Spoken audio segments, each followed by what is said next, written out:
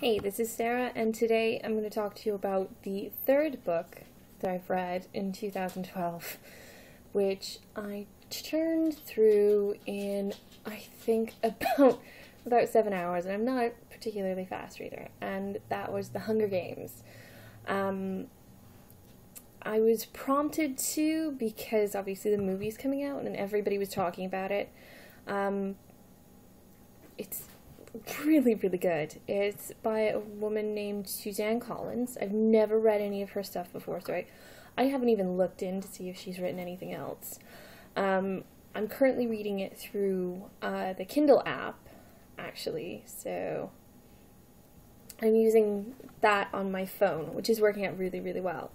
And I'm really, really, really enjoying the series. I'm already like 80% through the second one. There's 3 books in the series. I assume that's the whole thing. I haven't actually looked into it. Basically, the outline of the story is that we follow Katniss Everdeen as she competes in what are called the Hunger Games. The country that she's in is called Panem. The capital, from what I can tell, is about where Vancouver is, because it's in the Rockies, so it's sort of like, the cities here and the Rockies sort of hug around it. And the Hunger Games exist because of a rebellion that had occurred, we find out, 74 years previously, where the dependent cities, or the districts as they're known, the 13 districts, had risen up in revolt against the capital and its, I guess, oppressive ways. I don't know whether it's more or less oppressive than it is at the point in which we enter the story. We find out that when that happened, the capital apparently decimated District 13,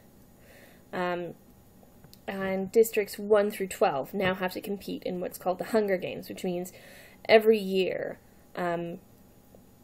lots are drawn, and each district has to give up 2 tributes, which are 2 children between the ages of 12 and 18. And,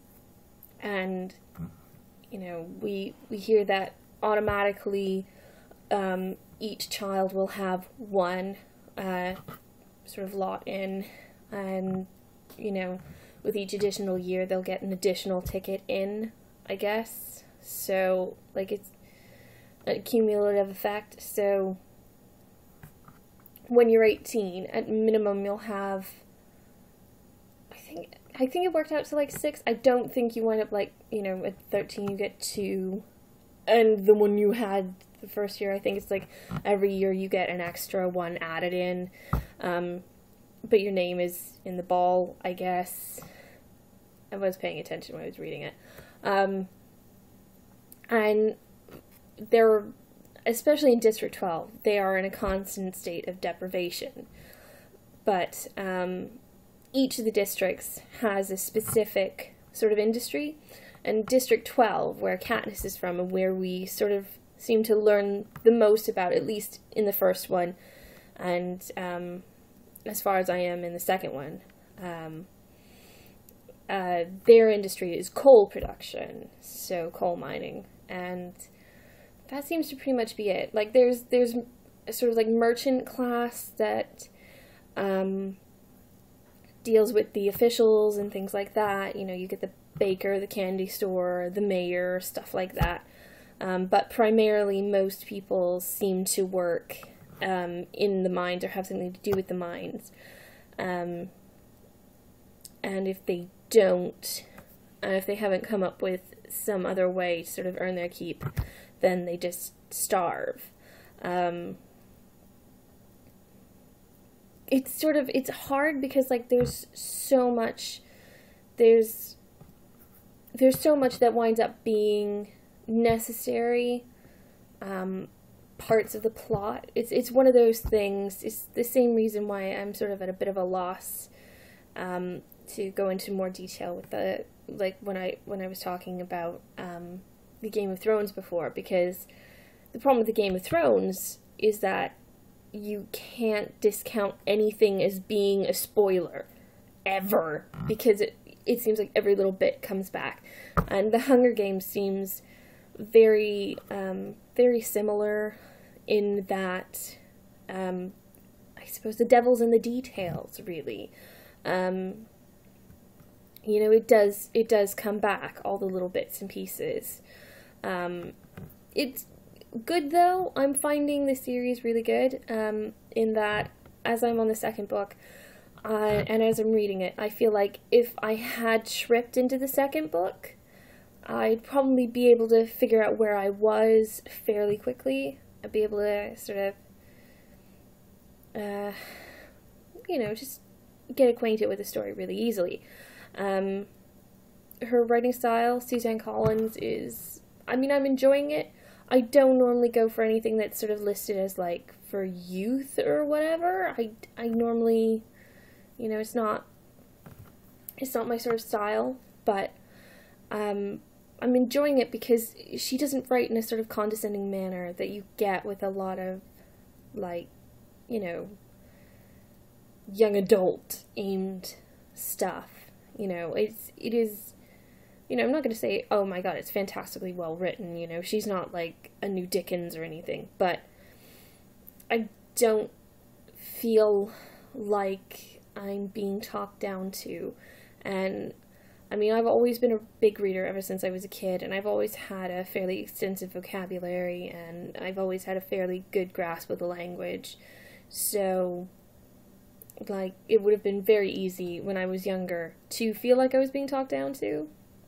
So, I mean, that's the thing. Anyway. What else? Yeah, I think that's pretty much it. I mean, it's a really good book. I cried, I laughed, I was like, oh, at some points, you know, it's really, really good. And so far I'm really enjoying the series, and I'm churning through it. I think they average about, I want to say, like, 270 for pages, but, like, it's hard to say because, like I said, I'm reading it on the Kindle app, and I read it at night after my husband's gone to bed, and I don't have my glasses on, so I read it at, like, the biggest font size that you can make on the Kindle app on the Samsung phones. And so, like, the first book was, like, it said, like, 2,500 pages or something, and I didn't even notice. But they're really, really good. Also, the Kindle app is awesome. Really love it. Still couldn't justify buying a Kindle because, like, my phone does a great job. And especially, like, at night where there's no backlit screen, I wouldn't be able to use it then because, you know, then my husband's asleep and, like, I'm curled up with the dog and I'm like, reading. Oh my god, I can't believe that just happened, until 4:30 in the morning when I'm like, oh my god, it's 4:30 in the morning, I can't see straight anymore. Oh, I'm so sleep deprived, and all because of these books. And I love my sleep. I blame these books. But they're very, very good. Very, very good. So I totally recommend them. And if you haven't read them yet, and you're like, I don't know if I would, what's really awesome is just go on Amazon. And I knew I wanted to read this. I've been trying to get I've been working up to getting my hands on it for ages. And I kept seeing, like, the 3-book packages, like the hardcover sets. And I hadn't bought it. And then I picked it up on Kindle. But on Amazon, they have a sample chapter. So if you're not entirely sure if it's your style of book, then by all means have a look on there, because I think it gives you, like, I know it gives you the first chapter. I think it might give you, like, I think it's the first 50 pages, which is really good. And I remember reading and reading and reading, and I was like, oh my god, oh my god. And then I ran out of pages, and I was like, oh. And so I read it, and I really, really, really enjoyed it. So, yeah, don't feel like this is a book for kids and you're not going to enjoy it if you're an adult, because that was my concern, and it wasn't at all. So anyway, really hope you read it. Really hope you enjoy it. That's it for book number 3. So far, haven't started the new Game of Thrones, the new Song of Ice and Fire book. Working on book 2 now, Catching Fire of the Game of Thrones series. Still working on the crazy book about randomness. Still working on Atlas Shrugged. And I'm still halfway through a crazy detective story about a wizard. I read weird books, and I read a lot of them at once. So, I don't know what to tell you. Anyway, we'll probably update in the next couple of days to tell you how Catching Fire was, and try not to make too many spoilers. Anyway, have a great day, and thanks very much for watching. Okay.